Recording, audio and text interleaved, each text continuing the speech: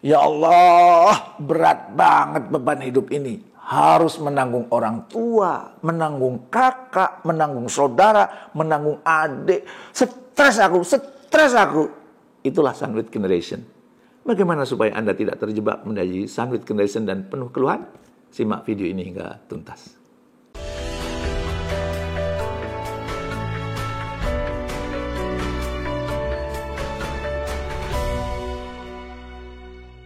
Assalamualaikum warahmatullahi wabarakatuh. Bertemu kembali dengan saya di acara Jamil Azeni Live Inspiration. Maka kalau acara ini dianggap menarik, silahkan share ke teman-teman Anda. Mudah-mudahan juga menginspirasi mereka. Siapa dari Anda yang saat ini sudah berkeluarga, punya tanggungan istri dan anak, sekaligus menanggung biaya hidup orang tuanya, atau plus para adik-adiknya? Kalau iya, berarti Anda adalah sandwich generation. Istilah ini sebelumnya lahir dari negara-negara kapitalis yang melihat semua tanggungan tadi sebagai beban yang harus Anda pikul di usia produktif Anda. Kalau sampai detik ini Anda masih berpikir demikian, tonton video ini sampai habis karena saya akan meluruskan mindset tersebut. Oke. Sandwich generation adalah fenomena yang sebetulnya sudah berpuluhan tahun yang lalu terjadi, ya. Tapi baru booming sekitar awal tahun 2010-an. Kalau Anda cari referensi tentang sandwich generation, mungkin Anda akan banyak menemukan pembahasan tentang masalah keuangan, cara mengatur pemasukan, cara berinvestasi, cara membagi prioritas, ya. Tapi menurut saya, ada yang lebih mengakar sebelum membahas semua itu, yaitu mindset.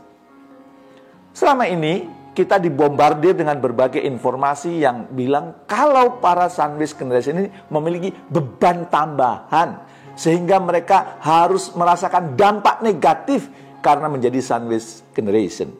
Bahkan dalam sebuah survei dari dataindonesia.id menyebutkan 40,29% para generasi sandwich ini merasa stres dan burnout. Hampir setengah responden, banyak kan setengah responden, ya. Kenapa bisa demikian? Faktor utama yang menurut saya memiliki andil yakni bagaimana media memframing ini sebagai fenomena yang negatif. Dari melihat tanggungan sebagai beban yang harus dipikul saja, sudah membuat terasa berat untuk menjalaninya. Padahal orang-orang terdahulu pun sama kok, ya, sudah menjalani ini. Coba tanya orang tua Anda, gimana mereka harus berkorban untuk para adiknya supaya bisa disekolahkan. Gimana mereka yang baru merantau harus menyisihkan sebagian rezekinya untuk orang tuanya di kampung halaman. Sabar, bukan berarti saya setuju sandwich generation, ya. Ya, karena itu perlu diputus lingkaran setan ini. Ya, kalau tidak diputus rantainya bisa bermasalah. Maka akan terus turun-temurun sampai anak cucu. Nggak mau dong anak kita nanti harus menanggung kehidupan kita saat sudah pensiun. Pengennya kan kita menikmati pensiun dengan melihat anak-anak kita mencapai apa yang selama ini mereka inginkan. Mereka nggak perlu mengorbankan karirnya untuk membiayai kita. Mereka nggak perlu mengalahkan kebutuhan pokoknya demi menghidupi kita. Poinnya di sini, kalau merujuk pada law of attraction, apa yang kita pikirkan maka itulah yang akan terjadi. Jadi kalau sampai detik ini Anda masih berpikir kalau semua yang Anda harus biayai sebagai beban, maka nggak heran kalau suatu hari nanti Anda akan burn out. Karena apa yang Anda kerjakan terasa semakin berat dan Anda sendiri tidak cukup menerima apa yang sedang terjadi di hidup Anda. Lalu bagaimana supaya Anda bisa tetap enjoy menjadi sandwich generation? Yakini 3 prinsip berikut. Pertama, perbanyak pintu datangnya rezeki. Karena rezeki itu ada rezeki yang dijemput, ada rezeki yang diantar. Rezeki yang dijemput itu dengan cara apa? Kita bekerja, ya, atau kita kemudian mengasah keahlian kita dan kemudian keahlian kita jual, ya, dihargai oleh yang membutuhkan, ya. Boleh jadi juga pintu rezeki yang kita jemput itu dengan berbisnis, dengan menjadi reseller, ya, dengan kemudian Anda menjadi kepala cabang Steven misalnya, atau Anda kemudian menjadi pebisnis yang memang itu sesuai dengan passion Anda. Dan pintu rezeki juga bisa datang yang dijemput, ya, rezeki yang dijemput itu dengan Anda menjadi investor. Saran saya, perbanyak pintu rezeki yang datang kepada Anda dengan berbagai cara, mengerahkan semua kemampuan yang sudah Allah berikan kepada Anda. Dengan banyaknya pintu rezeki yang masuk ini, maka keberlimpahan akan datang kepada Anda. Tapi jangan lupa, ada juga rezeki yang diantar oleh Allah. Ya. Rezeki yang diantar ke rumah kita, rezeki yang diantar ke tempat kerja kita, rezeki yang diantar di mana kita berada. Dan itu hanya bisa terjadi kalau Anda meyakini, ya. Dan ini dijanjikan oleh Allah, ya. Di dalam surat At-Tolak mengatakan, barang siapa yang beriman kepada Allah, dia akan diberikan jalan keluar, ya, dan wayarjukhu min haitsu la yahtasib, dan akan kemudian diberikan rezeki dari arah yang tidak diduga-duga. Jadi kalau Anda ingin mendapat rezeki yang tidak diduga-duga, tingkatkan takwa Anda. Mendekat kepada Allahnya ditingkatkan. Mendekat kepada Allah itu intensitasnya dipersering. Selain kemudian Anda bertakwa, ternyata yang bisa mendatangkan rezeki itu apa? Itu perbuatan baik, ya.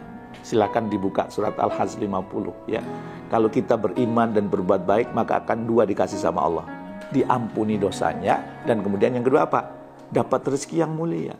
Maka banyak-banyak berbuat baik. Dari yang sederhana, senyum ketemu orang, berjabat tangan, say hello, kerap ya kalau bahasa Jawanya itu, ya. Dan kemudian Anda melakukan kebaikan-kebaikan yang lain, meringankan beban orang, bersedia mendengarkan teman Anda curhat, memberikan solusi, itu kebaikan-kebaikan, ya. Berkunjung ke tetangga, ngobrol sama tetangga, itu kebaikan-kebaikan yang Anda lakukan. Dan kemudian apalagi yang membuat rezeki diantar di tempat Anda selain tadi takwa, berbuat baik, ternyata yang ketiga apa? Kalau Anda bertaubat kepada Allah. Silahkan lihat di surat Nuh ayat 10-12. Siapa yang bertaubat kepada Allah, itu akan diturunkan hujan dari langit, berarti rezekinya diperbanyak. Ya, dijelaskan di situ juga harta kita diperbanyak. Dijelaskan juga di situ kita punya kebun-kebun, berarti kita punya bisnis-bisnis yang menghasilkan. Di kebun itu ada air yang mengalir, berarti rezekinya mengalir terus. Maka banyak-banyak bertaubat. Ya, kalau saya dulu dapat dari Ustadz Ali Zabir, ya, katanya taubat yang terbaik itu adalah sebelum subuh. Maka biasakan bangun sebelum subuh untuk bertaubat. Dan yang berikutnya ternyata yang juga menyebabkan rezeki itu diantar ke rumah kita itu kalau kita banyak silaturahmi. Barang siapa yang ingin umurnya diperpanjang, rezekinya diperbanyak, banyak-banyak silaturahmi. Insya Allah kalau kita melakukan itu semua, itu rezekinya akan diantar oleh Allah. Apalagi kalau kemudian Anda memperbanyak sedekah, menjaga hubungan baik dengan orang tua. Jadi pastikan, ya, Anda punya jalur rezeki yang banyak, baik yang dijemput maupun yang diantar, agar kalau toh jadi sandwich generation, Anda tidak menjadi beban. Atau nanti kalau Anda sudah tua, Anda juga tidak menjadi beban buat putra-putri Anda, karena pintu rezeki buat Anda itu begitu berlimpah. Yang kedua, yang perlu ditanamkan ke dalam diri kita adalah apa? Bahwa berbuat baik itu menghilangkan stres, ya. Sebagaimana ada 4 indikator orang sehat mental menurut WHO, ya. Nomor 4-nya apa? Nomor 4-nya itu kalau kita peduli dengan orang-orang di sekitar kita. Maka kalau ketika Anda sedang membantu orang-orang di sekitar Anda, ya, Anda perlu menanamkan itu menyehatkan mental Anda, bukan menjadi beban, justru menyehatkan mental Anda, ya. Membuat Anda jauh lebih fresh, lebih kuat mentalnya, ya. Dan kalau kita hanya fokus pada diri sendiri, itu pertanda kita kurang sehat mental. Maka justru kalau Anda menjadi sandwich generation, membantu orang tua, membantu saudara, membantu adik, membantu kakak-kakak Anda, ya, itu Anda sedang menghilangkan stres dalam hidup Anda, ya. Dan yang kemudian yang terakhir, tanamkan, ya, bahwa harta yang kemudian kita kirimkan untuk orang tua kita, kakak kita, adik kita, saudara kita, itulah harta yang akan menyelamatkan kita di akhirat, ya. Harta yang untuk kepentingan orang lain itulah yang akan menyelamatkan kita di akhirat. Bukankah hidup di dunia ini sementara, ya? Kehidupan kita yang abadi itu di akhirat. Maka jangan jadikan beban kalau kita itu membantu orang lain. Kalau kita menjadi sandwich generation, walaupun dalam diri kita juga perlu punya keyakinan bahwa saya tidak mau nanti putra-putri kita menjadi sandwich generation. Tapi ketika kita sekarang menjadi sandwich generation, pastikan bahwa itu adalah Anda sedang merasa mengirimkan bekal ke akhirat yang dititipkan kepada orang-orang terdekat Anda. Mudah-mudahan kalau dengan 3 persepsi ini, Walaupun Anda sandwich generation, Anda tidak merasa beban dan Anda tidak akan burn out.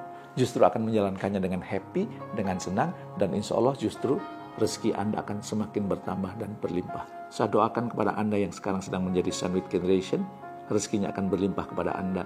Rezekinya akan bertambah kepada Anda selama Anda tulus menjadi sandwich generation. Jangan ngeluh, ya, karena banyak manfaat di dalamnya. Semoga bermanfaat. Terima kasih. Assalamualaikum warahmatullahi wabarakatuh.